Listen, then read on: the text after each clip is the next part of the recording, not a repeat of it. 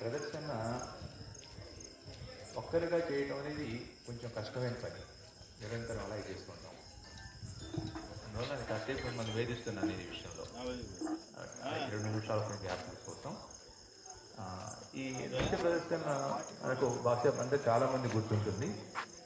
ఈ మనం పెద్ద నృత్య ప్రదర్శన నృత్య కళాకారునిగా మనం పేరు తెచ్చుకున్న వాళ్ళకి వచ్చేటువంటి గుర్తింపు కానీ, సమాజంలో వాళ్ళకుండే గుర్తింపు కానీ చాలా విశేషంగా ఉంటుంది. ఒక సినిమాలో ఒక చిన్న డైలాగ్ చెప్తారు. ఒక పెద్ద కంపెనీకి సీఈఓగానే ఉండే కంటే ఒక చిన్న నృత్య కళాకారుని చెప్పుకోవడం చాలా గర్వపడతానంటారు.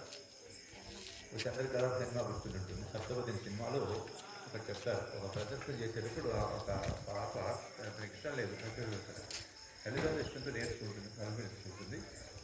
ఒక కంపెనీ సీఈఓ అంటాడు, ఒక పెద్ద సీఈఓగానే ఉండే కంటే ఒక చిన్న నృత్య కళాకారుని చెప్తా నేను గర్వపడతా అంటారు. మరి ఇంతటి చక్కటి ప్రదర్శన ఇంకా మరి నెక్స్ట్ ప్రదర్శన మనం సిద్ధంగా జరగబోతున్నాం. ఇది తక్కువే మనకు